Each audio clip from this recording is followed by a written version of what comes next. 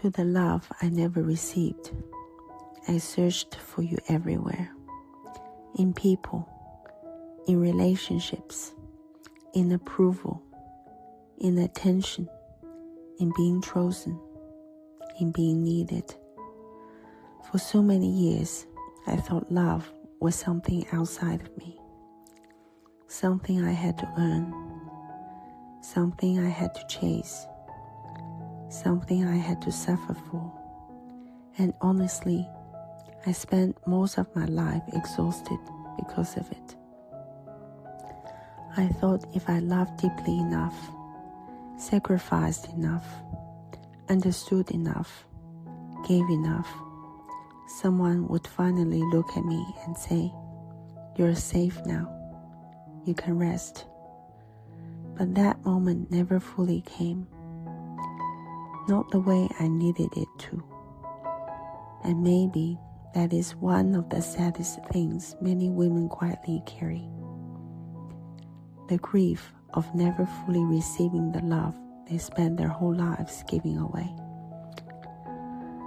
Some women search for it in fathers, some in husbands, some in lovers, some in children, some in achievement, some in becoming good.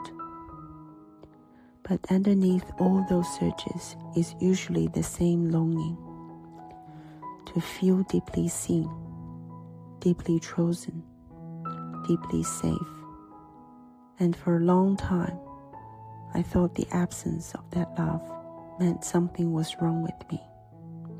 Maybe I was too emotional, too sensitive, too complicated, too much, or maybe not enough. So I became a woman who overgave, over-explained, over-forgave, overstayed. Because part of me believed that if I could just love perfectly enough, someone would finally love me in a way my soul had always needed. But life has a strange way of humbling illusions. Because eventually, after enough heartbreak, enough loneliness, enough emotional exhaustion, you stop asking, "Who will save me?" and begin asking, "Why did I abandon myself waiting for someone else to do it?" That question changed me, because suddenly I realized something painful. The love I was searching for was never supposed to become my prison. Real love should not require self-erasure. It should not demand constant proving, constant suffering, constant emotional hunger. And maybe the deepest heartbreak of all is not losing other people. It is realizing how many years you lost yourself trying to be loved. To the love I never received, I grieved you for a long time, longer than anyone knew. Not just romantic love, but emotional safety, gentleness, reassurance, the feeling of being emotionally held, the feeling of fully exhaling in someone's presence. I wanted that so badly. And because I wanted it so badly, I tolerated things that slowly broke my spirit. Because starving hearts often mistake crumbs for love. But I understand differently now. Sometimes the love we never received becomes the thing that awakens us spiritually. Because eventually, the soul becomes too tired to keep begging, too tired to keep chasing, too tired to keep shrinking itself for temporary affection. And in that exhaustion, something sacred begins. Awareness. The moment a woman realizes, I cannot spend the rest of my life waiting for other people to finally make me feel worthy. That realization is painful, but it is also freedom. Because now I no longer romanticize suffering.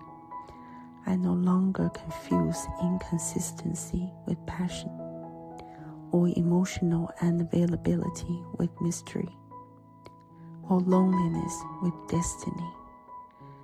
Now I want peace more than obsession, depth more than intensity, safety more than chemistry, truth more than fantasy. And maybe that is what healing really is.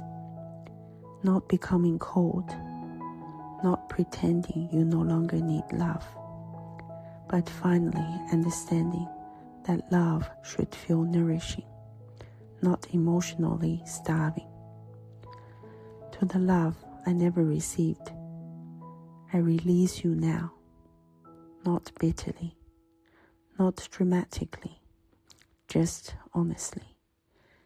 Because I finally understand, no person could ever fully heal the emptiness I refuse to face inside myself. That healing was always my responsibility. And strangely, that realization no longer makes me sad. It makes me peaceful. Because now, instead of spending my life desperately asking, will someone finally love me enough? I ask something different. How can I finally stop abandoning myself? That question changed my entire life. So maybe the greatest love story was never about another person at all. Maybe it was always about coming home to myself. And perhaps after all these years, this is the love my soul was truly searching for.